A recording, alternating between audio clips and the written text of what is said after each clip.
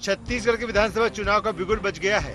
सूबे में 2 चरणों में 7 और 17 नवंबर को मतदान होगा, जबकि नतीजे 3 दिसंबर को आएंगे।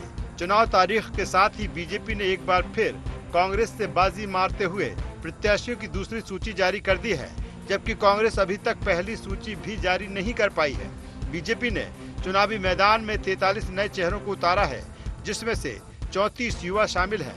बीजेपी चुनाव के लिए खुद को पूरी तरह से तैयार बता रही है। आज छत्तीसगढ़ में भी चुनाव का बिगुल बज चुका है। छत्तीसगढ़ में यह चुनाव 2 चरणों में संपन्न होगा। पहले चरण का मतदान 7 नवंबर और द्वितीय चरण का मतदान 17 नवंबर को संपन्न होगा। मतदाता मतगणना दिनांक 3 दिसंबर को एक साथ होगा।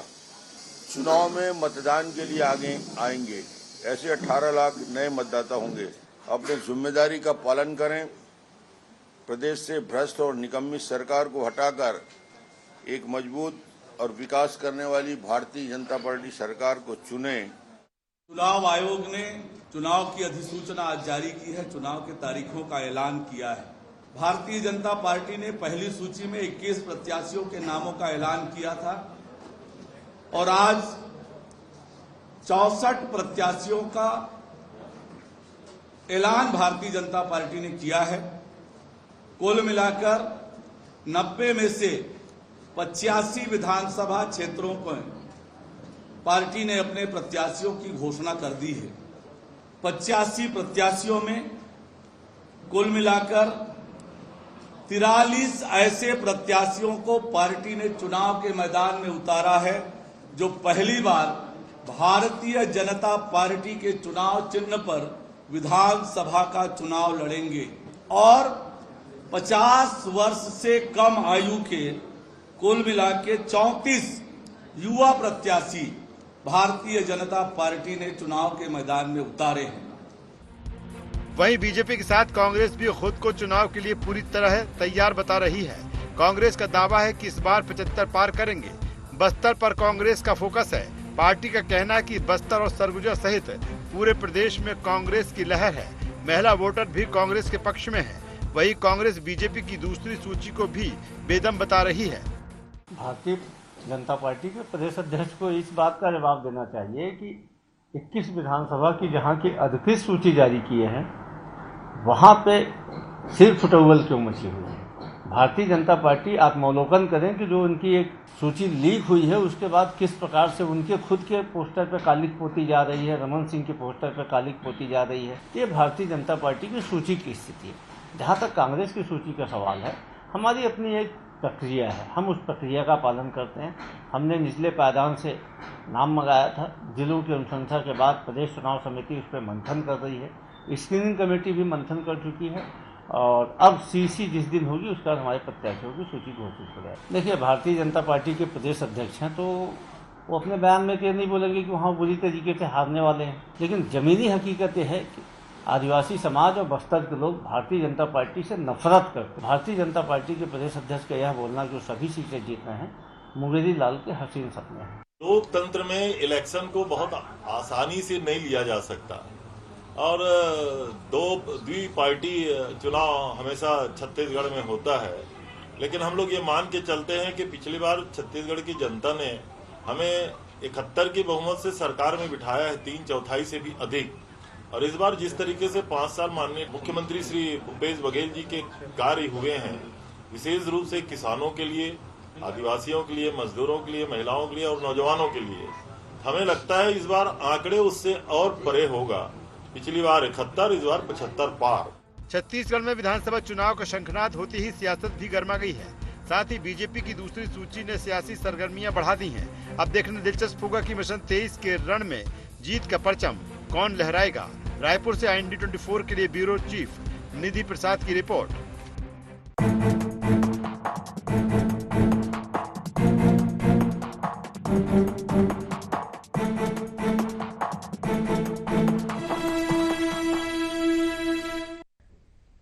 हमारे नमस्कार, जय जोहार गुहार। छत्तीसगढ़ में आप सभी का स्वागत है। मैं हूं आपके साथ दिव्यांशु जोशी। तो छत्तीसगढ़ विधानसभा चुनाव का शंखनाद हो गया है। चुनाव आयोग ने छत्तीसगढ़ समेत 5 राज्यों में चुनाव की तारीखों का ऐलान कर दिया है। छत्तीसगढ़ में 7 और 17 नवंबर को 2 चरणों में चुनाव होंगे। चुनावी तारीखों के साथ ही बीजेपी ने प्रत्याशियों की दूसरी सूची भी जारी कर दी है। बीजेपी और कांग्रेस दोनों ही मिशन 23 को फतह करने के अपने अपने दावे कर रहे हैं। तो आज इसी विषय को लेकर के हम चर्चा करेंगे, लेकिन चर्चा करने से पहले जान लेते हैं क्या है आज के गुहार पॉइंट्स। छत्तीसगढ़ में मिशन 23 के संग्राम में कौन किस पर पड़ेगा भारी? क्या सत्ता का सिंहासन हथियाने में कामयाब होगी बीजेपी?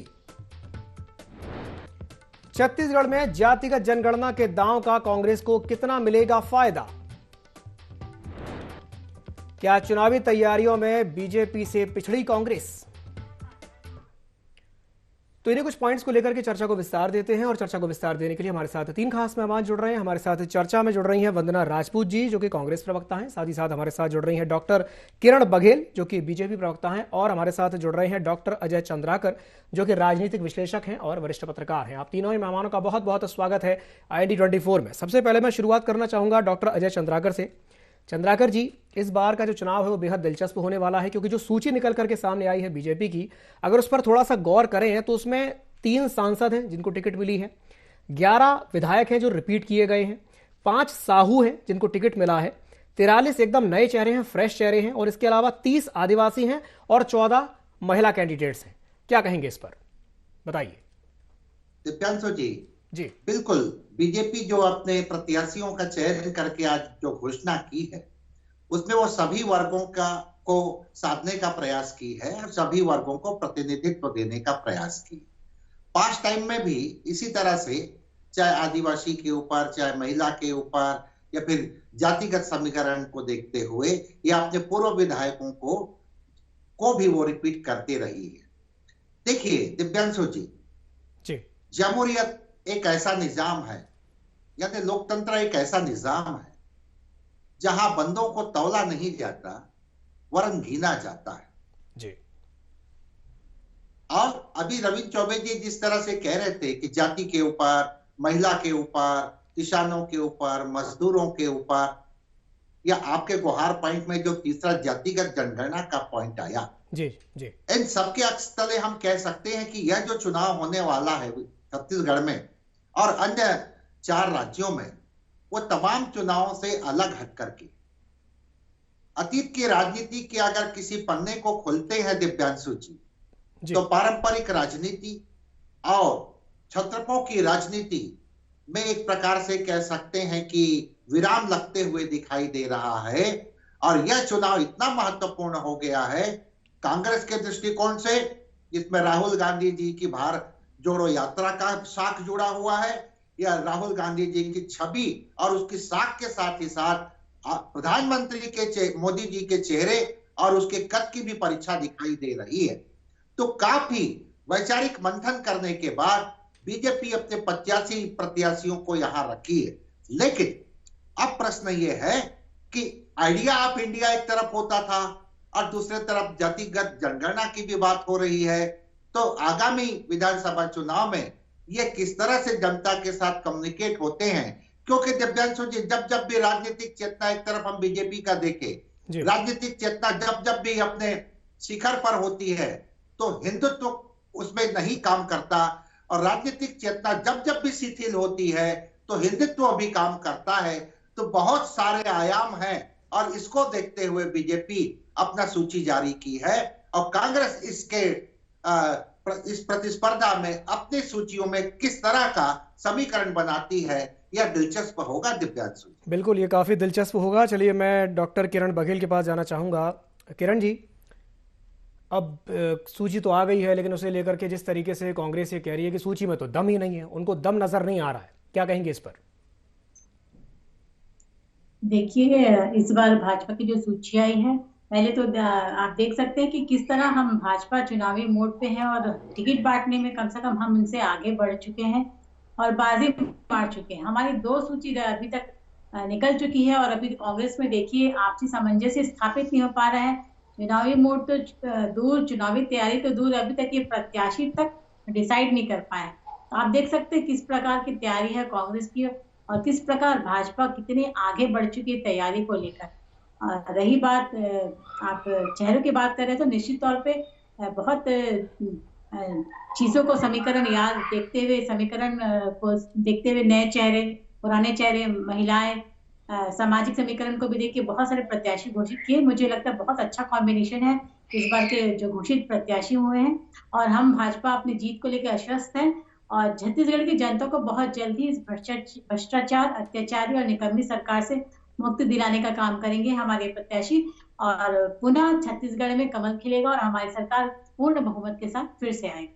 ठीक है, वंदना जी कुछ कहेंगी किरण जी की बात पर? देखिए, जैसे कि मैं किरण जी की बात सुन रही थी कि वो बोल रहे थे कि हम 2 लिस्ट जारी करके बाजी मार लिए, तो लिस्ट जारी करके बाजी मार लिए, ये बात मेरे को समझ नहीं आया। अगर बाजी मारना है या पहले लिस्ट जारी होने से यदि प्रत्याशी लोग जीत जाते तो हर जो पार्टी है 6 महीना और साल भर पहले ही लिस्ट जारी कर देता। दूसरी बात, यहाँ पर सिर्फ प्रत्याशियों की लिस्ट जारी होने से बाजी मारने वाली कोई बात नजर नहीं आती। बाजी मारने के लिए आपको जनता के बीच जाकर के काम करना होता है, जो पिछले 5 साल में विपक्ष के तौर पर बिल्कुल इन लोग नाकाम सिद्ध हुए। कोई भी काम अगर जनता के बीच में जाकर किए हो तो किरण जी बता दिए। खासकर अगर मैं याद दिला दूं कोरोना काल के बारे में, कोरोना काल में एक भी विपक्ष के नेता कोई सड़क पे नजर आए तो किरण जी बता दे। वो खुद एक डॉक्टर है और डॉक्टर के रहते हुए मैं उनसे पूछना चाहती हूँ कि जब लोगों को जरूरत पड़ती है तो विपक्ष के लोग एक कमरे में बंद हो जाते हैं, वो अपने स्वार्थ की जिंदगी जीते हैं। और दूसरी बात, आप कांग्रेस पार्टी की अगर लिस्ट की बात करते हैं तो बस ये पितर पक्ष खत्म हो रहा है। जैसे नवरात्रि के प्रारंभ होते ही कांग्रेस पार्टी की जो लिस्ट है वो आ जाएगी। आप लोग दिल थाम करके बैठिए। दूसरी बात, आप देखेंगे कि यहाँ पर हमारे पास मुद्दे ही मुद्दे हैं, क्योंकि हमने 5 साल ऐतिहासिक काम किए हैं। हमने 18 लाख जो किसानों के जो कर्ज माफ किए हैं। आप देखेंगे कि डायरेक्ट जो 13,000 करोड़ समूह जो महिला स्वयं सहायता समूह के ऋण माफ किए हैं। हम यहाँ पर युवाओं को जो रोजगार भत्ता देने के काम किए हैं। अब हम बात करते हैं, चाहे महिलाओं की सहायिकाओं की बात करें, आंगनबाड़ी की बात करें, चाहे बच्चों की बात करें, हमने हर वर्ग के लिए काम किए जोशी जी। तो हम उस काम को लेकर के हम जनता के बीच जा रहे हैं, लेकिन भारतीय जनता पार्टी यहाँ आकर के गारंटी दे रही है। गारंटी देने की वजह आप समझ रहे हैं, मतलब पिछले 9 साल में केंद्र सरकार में भारतीय जनता पार्टी की सरकार बैठी है और पिछले 15 साल जो डॉक्टर रमन सिंह ने छत्तीसगढ़ को संभाला है, आज उस नेताओं को गारंटी देने की आवश्यकता पड़ गई। मतलब जनता उनके ऊपर विश्वास नहीं कर रही है, क्योंकि 2014 में गारंटी दिए थे मोदी जी ने कि 100 दिन में महंगाई कम करूंगा, उसकी गारंटी का कोई आता पता नहीं। मोदी जी ने 2014 में गारंटी दिया था कि सबके खाते में 15-15 लाख आएंगे, उसका आता पता नहीं। मोदी जी ने गारंटी दिया था 2014 में कि 2 लाख युवाओं को प्रति वर्ष हम रोजगार देंगे, उसके कोई आता पता नहीं। अब देखेंगे कि 2022 तक गारंटी दिए थे मोदी जी ने कि इनकम जो किसानों की इनकम है वो दुगुनी होगी। आज छत्तीसगढ़ के किसानों को छोड़ करके जो डबल इंजन जो जहां सरकार है वहां के किसानों की स्थिति क्या है किसी से छुपा नहीं है। तो इन लोग सिर्फ गारंटी देने के काम कर सकते हैं, काम कुछ होना नहीं है। और रही बात 2023 का जो रिजल्ट है बहुत जल्दी आने वाली है, दूध का दूध और पानी का पानी हो जाएगा। हम मुंगेरी लाल सपना देख सकते हैं, इसमें सपना देखने में कोई टैक्स नहीं है। हम ऐसे देश में रहते हैं जोशी जी जो गरीबों के खाने पर टैक्स लगाया जाता है, दूध पर टैक्स लगाया जाता है, पनीर पर टैक्स लगाया जाता है, आटा पर टैक्स लगाया जाता है। अंग्रेजों के शासनकाल में कभी खाने पीने की चीज में टैक्स नहीं लगाए गए थे, लेकिन नरेंद्र मोदी जी के कार्यकाल में आप देखेंगे कि जो गरीबों के मुंह से निवाला भी छीनने के काम कर रहे हैं। ठीक है, चलिए ठीक है। किरण जी कुछ प्रतिक्रिया अगर आप देना चाहें तो। अभी वंदना जी गारंटी की बात कर रही थी, तो और अभी वंदना जी ये भी कह रही थी कि बहुत ऐतिहासिक काम किए इनकी सरकार ने। जी वंदना जी, बहुत ऐतिहासिक कार्य किए हैं। शराब घोटाला 2000 का शराब घोटाला बहुत ऐतिहासिक घोटाला है छत्तीसगढ़ के लिए। चावल घोटाला, हमने चारा घोटाला सुना था, लेकिन आप लोग ने तो ऐतिहासिक गोबर घोटाला भी कर दिया। और एक ऐतिहासिक कार्य आपके समय का बताती हूँ, पीएससी जैसे संवेदनशील और विश्वसनीय संस्था में भी आप लोगों ने सेंध मार ली। शिक्षा विभाग जैसे संस्था में ट्रांसफर में आप घोटाला कर रहे हैं। तो ऐतिहासिक काम तो आप लोग ने किया है। छत्तीसगढ़ में ऐसे ऐतिहासिक घोटाले किए हैं 4 साल में, मेरे ख्याल से 40 घोटाले, और उससे भी बढ़कर चावल कोल घोटाला हो, कांग्रेस के हाथ तो वैसे ही कोल घोटाले में काले हो चुके हैं। तो ऐतिहासिक काम तो आप लोग ने किया है, छत्तीसगढ़ को कर्जे में डुबो दिया है, छत्तीसगढ़ को भ्रष्टाचार में डुबो दिया। योजनाएं की बात करें तो वंदना जी, एक भी नई आपके ही मुख्यमंत्री का वक्तव्य आता है किसी प्रदेश की उन्नति किसी पुल पुड़िया के निर्माण से नहीं की जाती। तो वंदना जी के माध्यम से पूछना चाहूंगी, तो फिर विकास का पर्याय क्या है? अगर पुल पुड़िया निर्माण से विकास की गति नहीं बढ़ती तो आपके शासनकाल में ऐसा कौन सा नया कुछ इंफ्रास्ट्रक्चर तैयार हुआ है? कौन से रोड? हमारे समय का एक्सप्रेसवे बन के तैयार है वंदना जी, उसका उद्घाटन तक नहीं कर पाए आप लोग। नया मेडिकल कॉलेज, नया कोई संस्था, उच्च शिक्षा के संस्थाओं को खोलने के बाद तो दूर की बात है, जितनी शिक्षक संस्थाएं खुली है, एम्स हो, इंजीनियरिंग, IIT कॉलेज हमारे समय की देन है। आप लोग के समय में कुछ नया हुआ ही नहीं, हुआ है तो सिर्फ घोटाले घोटाले और सिर्फ घोटाले। ठीक है, चलिए ठीक है, मैं आऊँगा आपके पास वंदना जी, मैं आता हूँ आपके पास। एक छोटा सा प्रश्न मैं पहले चंद्राकर जी से कर लूँ, फिर मैं आपके पास आता हूँ। चंद्राकर जी, इस सूची को अगर हम थोड़ा सा ध्यान से देखें तो इसमें बड़े दिलचस्प नाम और चेहरे मुझे दिखाई दे रहे हैं। एक जो नाम मुझे दिखाई दे रहा है, एक छत्तीसगढ़ी एक्टर हैं जिनको टिकट दिया गया है धरसीवा से, अनुज शर्मा, ब्राह्मण हैं, उनको टिकट मिला है। और इसके अलावा 2 पूर्व IAS भी हैं जिनको टिकट दिया गया है। तो क्या ये कहा जाए कि बीजेपी को इन चेहरों पर कुछ ज़्यादा ही भरोसा है? एक्टर को भी उतार दिया है, पूर्व IAS भी इस बार उतर रहे हैं चुनाव में, क्या कहेंगे इस पर? देखिए, जहां तक एक्टर की बात है दिव्यांशु जी, लेकिन जिस विधानसभा से उनको टिकट दी गई है धरसीवा जी, वहां पर पिछले विधानसभा में आप कह सकते हैं कि झीरम घाटी में शहीद हुए जो व्यक्ति थे, उनकी धर्मपत्नी वहां से प्रतिनिधित्व कर रही थी, वो भी ब्राह्मण समाज से, अनीता शर्मा जी। रही सवाल IAS की बात है या IPS की बात है, तो ये कांग्रेस में भी कभी गुंडरदेही में, या फिर हम कह सकते हैं कि कांग्रेस में बस्तर के एरिया में, या फिर बीजेपी भी दे, जैसे चौधरी जी को, और अभी जो काकेर वाला जो मामला जी। तो यहाँ दिलचस्प यह है कि काकेर में तो फिर वो 2 IAS हो जाएंगे। एनीवे, प्रश्न यह है कि ब्यूरोक्रेसी के लिए दोनों पार्टियां हमेशा अपना दरवाजा खुली रखी हैं और उनके योग्यता के अनुसार उनको लगा कि इन्हें जनता के सामने लोकतंत्र में मतदान के लिए भेजा जाए और वहां से वो सफलता हासिल करें। ये समय समय पर होता रहा। और दिलचस्प तो यह रहा, छत्तीसगढ़ के प्रथम मुख्यमंत्री अजीत जोगी स्वयं IAS और IPS थे जी जी।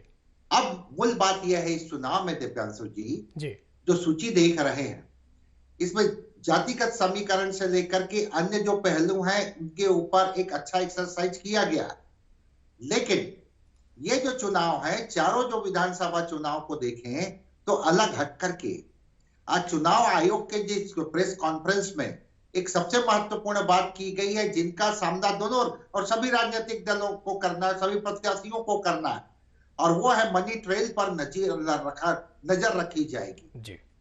और इसके लिए केंद्रीय स्तर पर और स्टेट स्तर पर वो विद्याचरण जी शुक्ल जब थे तो उस समय अब मेरे कार्यकर्ता मेरी पार्टी के ठीक से काम करेंगे कि नहीं करके वो अपने खुफिया विभाग के कुछ पुराने जो मित्र रहते थे उनको ला करके रायपुर में स्थापित करते थे, वो निगाह रखते थे।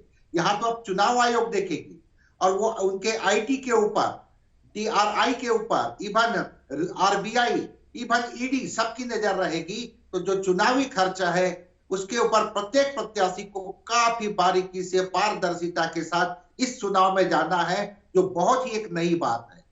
तो मूल बात यह है कि कांग्रेस की सूची की प्रतीक्षा है, उसके पश्चात विधानसभावार क्या समीकरण बन सकता है उसको और ज्यादा धार देते हुए विश्लेषण किया जा सकता है। दिव्यांश, बिल्कुल सही कहा आपने, कांग्रेस की सूची की प्रतीक्षा सभी को है। चलिए ठीक है, वंदना जी के पास जाना चाहूंगा। वंदना जी, आपकी जो सूची है उसकी सभी को बड़ा बेसब्री से इंतजार है, कुछ कह रही थी आप जी, बोलिए। देखिए, किरण जी आरोप लगा रही थी, तो पिछले 4-4.5 साल से इन लोग सिर्फ आरोप लगाने का काम किए हैं। एक भी यदि आरोप सिद्ध हुआ है तो बता दे मेरे को किरण जी। और दूसरी बात कि आप देखेंगे कि जोशी जी पिछले 4-4.5 साल से जिस तरह से छत्तीसगढ़ में ED ने एक सौतेला व्यवहार लग के यहाँ पर जो बैठे हैं वो किसी से छुपा नहीं। पिछले 4.5 साल से, खैर अभी तो चुनाव का समय है, लेकिन पिछले 4.5 साल से छत्तीसगढ़ की सरकार को अस्थिर करने की कोशिश नरेंद्र मोदी जी ने किया है। ये आपने भी देखा है और छत्तीसगढ़ की जनता ने भी देखा है। लेकिन मोदी जी की चाल यहाँ पर कामयाब नहीं हो पाई आप यकीन मानिए आने वाले 2023 में भी नरेंद्र मोदी जी और भारतीय जनता पार्टी के जो नेता है उनको सबक सिखाएंगी कि किस प्रकार से आप छत्तीसगढ़ की जनता के साथ सौतेला व्यवहार करते हैं। विकास की बात कर रही थी किरण जी, तो आप सुनिए विकास क्या होता है। आप यदि किसान है या आपके परिवार में यदि कोई किसान है तो डायरेक्ट आपके जेब में कम से कम हमारे जो कांग्रेस सरकार है और कांग्रेस सरकार ने 93,725 करोड़ डायरेक्ट आप लोग के जेब में भेजे हैं किरण जी। इसमें भारतीय जनता पार्टी के बहुत नेताओं ने धान बेचा है और इसका लाभ उठाया है। आप विकास की बात पूछती है, बिजली बिल, हाँ बिजली बिल जो 400 यूनिट तक जो आता है उसका हाफ योजना का फायदा अब कांग्रेस के नेता तो नहीं उठा पा रहे, लेकिन भारतीय जनता पार्टी के जो नेता है इनका फायदा भरपूर उठा रहे हैं। दूसरी बात, तो कांग्रेस के नेता क्यों नहीं उठा पा रहे? 2018 में एक मिनट सुनिए, एक मिनट बीजेपी क्यों उठा रहे हैं, कांग्रेस क्यों नहीं उठा पा रही? मैं बता रही जोशी जी कि 2018 की बात करते हैं तो किसानों की संख्या सिर्फ 12 लाख थी, जबकि अभी 2023 में किसानों की संख्या जस्ट दुगुनी हो गई है, 24 लाख हो गई दुकान। और हम बात करते हैं धान की खरीदी की तो 2018 में सिर्फ और सिर्फ आप देखेंगे कि 52 लाख या 56 लाख मीट्रिक टन के आसपास धान की खरीदी होती थी। अभी कांग्रेस की सरकार में 107 लाख मीट्रिक टन की खरीदी हो रही है। तो आप लोग जो किसान विकास कर रहे हैं आप उसको विकास नहीं मानते क्या? ठीक है। क्योंकि छत्तीसगढ़ में जो अंतर आत्मा बस्ती हो वो किसान बस्ती है, ये किसान का ही छत्तीसगढ़ को है, इसलिए धान का कटोरा कहा जाता है। लेकिन आपके 15 साल में किसान का जो धान का कटोरा कहे जाने वाले, आप किसानों के हाथ में सिर्फ कटोरा रख दिए थे, धान को तो बिल्कुल गायब कर दिए थे। लेकिन कांग्रेस के सरकार ने किसानों के हित के लिए, और सिर्फ किसानों की बात नहीं है, यहाँ पर यदि आदिवासी क्षेत्र की बात करते हैं, आप लोगों के समय में सिर्फ 7 लघु वनोपजों की खरीदी होती थी। कांग्रेस सरकार में 65 लघु वनोपजों की समर्थन मूल्य पर खरीदी हो रही है। मैं रिएक्शन लेता हूँ। ठीक है लाख है, उसमें हमने कृषि का दर्जा दिया है। ठीक है वंदना जी, कृषि का दर्जा दिया है। स्वास्थ्य की दृष्टि से कांग्रेस सरकार काम कर रही है। आपके पास क्या मुद्दा है? जी बहुत काम किए हैं आपने। जी 5 साल में बहुत सारे काम किए हैं। चलिए ठीक है। महंगाई के बारे में आप लोग कुछ बोल नहीं पा रहे, क्यों नहीं बोल पा रहे भाई? नहीं बोलेंगे, अभी वो है हमारे सामने, वो बोल लेंगे। जी किरण जी बोलिए। वंदना जी बोल रहे थे कि किसान का जो फायदा है वो इनके नेता नहीं उठा पाए। ठीक है वंदना जी, इसलिए पीएससी घोटाले में आपके नेताओं के बच्चे ने पूरी बाजी मार ली। 17 से 18 रैंक आपके नेता और अधिकारी के बच्चे ही। वंदना जी जब आप बोल रहे थे तो वो शांति से सुन रहे थे, आप उनकी बात वंदना जी बात करी थी किसानों की। छत्तीसगढ़ में वंदना जी किसानों के अलावा महिलाएं भी रहती हैं, किसानों के अलावा कर्मचारी भी रहते हैं, अनियमित कर्मचारी भी रहते हैं, किसान के अलावा युवा भी रहते हैं जिन्हें पीएससी घोटाले करके जिनके सपने को अपने चकनाचूर कर दिया। किसान के अलावा यहाँ पे अनुसूचित जाति के युवा भी रहते हैं जो अपनी मांग को लेकर नग्न प्रदर्शन करते हैं। यहाँ पे किसानों के अलावा विधवा बहनें भी रहती है जो अनुकंपा नियुक्ति को लेकर सिर मुंडवा रही है। किसानों के अलावा यहाँ पे पटवारी रहते हैं, किसानों के अलावा यहाँ जूनियर डॉक्टर रहते हैं जो अपनी मांग को लेकर लगातार धरना प्रदर्शन कर रहे हैं। तो मैं आपकी सरकार को याद दिलाना चाहूंगी, सिर्फ किसान को बरगला कर चाहते हैं। तो किसान के अलावा यहाँ पे आधी आबादी आम लोगों की भी है। मैं मानती हूँ किसान हमारे अन्नदाता है और उनका ख्याल रखना हमारा धर्म है, लेकिन किसान के अलावा वंदना जी यहाँ आधी आबादी युवाओं की है, महिलाओं की है, कर्मचारियों की है, जो उनकी नाराजगी साफ दिख रही है। और मुझे लगता है सत्ता से उखाड़ने के लिए आपको उनकी नाराजगी काफी रहेगी, क्योंकि विकास का काम मैं एक बार फिर दोहराना चाहूंगी कि विकास का कार्य आपका कार्यकाल में हुआ ही नहीं है। स्कीम तो धरातल तक उतरी नहीं, सिर्फ कागजों तक सीमित रह गई है। स्कैम के ऊपर स्कैम छत्तीसगढ़ को आप लोगों ने दिया है, छत्तीसगढ़ की जनता को कर्ज में डुबो दिया है, छत्तीसगढ़ की जनता को कर्ज ले लेकर घी पिलाने का काम कर रही है। 60,000 करोड़ से ज्यादा कर्ज हो गया है वंदना जी छत्तीसगढ़ की जनता के ऊपर। और मैं कहती हूँ छत्तीसगढ़ के संसाधनों का दुरुपयोग करके आपकी भूपेश जी एटीएम कार्ड बने हुए हैं, जितने भी अन्य राज्यों में चुनाव हो रहे हैं, मुझे लगता है कि एक फाइनेंशियल की भूमिका अदा कर रहे हैं, एटीएम कार्ड बने हुए हैं। ठीक है मुझे लगता है छत्तीसगढ़ की जनता इस बात का फैसला जरूर लेगी और आपको बिल्कुल लोकतंत्र में कमल पुनः खिलाएगी और हमारी सरकार बहुमत के साथ। जनता जनार्दन है और जनता सब कुछ देख रही है। 15 साल उनके भी देखे और 5 साल आपके भी देखे। चलिए ठीक है। मैं डॉक्टर चंद्राकर के पास वापस जाता हूँ। चंद्राकर जी, इस लिस्ट में अगर हम देखें 43 एकदम ऐसे नाम है जो फ्रेश नाम है, एकदम नए नाम है, तो क्या कहा जाए, इसके क्या सियासी मायने निकाले जाएं कि 90 सीटें हैं और ऑलमोस्ट आधे पे एकदम फ्रेश कैंडिडेट्स उतर रहे हैं, क्या कहेंगे इस पर? देखिए, विभिन्न प्रांतों में जो भी विधानसभा चुनाव हुआ या छत्तीसगढ़ में लोकसभा भी चुनाव हुआ था, तो बीजेपी इस रणनीति के साथ चलती है कि नए चेहरों को सामने में लाया जाए जी। अब दूसरी बात है दिव्यांशु जी कि कांग्रेस जो बहुत बड़ी सफलता 2018 में हासिल की थी, तो उसको बरकरार रखना भी कांग्रेस के लिए एक बड़ी चुनौती है। तो दोनों पार्टियां किस तरह से यहाँ पर एक कुशल प्रबंधन करती हैं जनता के सामने जाने का, और उसमें अपने अपने दावों को जो आज डिबेट में हो रहा है हुआ आपके साथ आपके मंच में, उसको किस तरह से सार्थक कर पाते हैं, यह दिलचस्प होगा। बिल्कुल सही कहा आपने। बहुत बहुत धन्यवाद आप तीनों मेहमानों का हमारे साथ जुड़ने के लिए और चर्चा में शामिल होने के लिए। समय की बाध्यता के चलते मैं इस चर्चा को यहीं समाप्त करना चाहूंगा। तो बीजेपी की जो दूसरी सूची है वो आ गई है और टोटल 85 नाम सामने आ गए हैं। बस सिर्फ 5 नामों पर ऐलान होना अभी बाकी है। थोड़ा सा पेच फंसा हुआ है, जातिगत समीकरण और बाकी जो चीज़ें हैं, बहुत जल्द ही वो 5 जो नाम है अरुण साहब का कहना है कि वो भी सामने आ जाएंगे। अब ये देखने वाली बात होगी कि ये जो दूसरी सूची आई है और जो 85 नाम सामने आए हैं, इनको जनता का कितना आशीर्वाद मिल पाएगा। गुहार छत्तीसगढ़ में फिलहाल के लिए इतना ही। मुझे दीजिए इजाजत और आप बने रहिए IND24 के साथ। नमस्कार।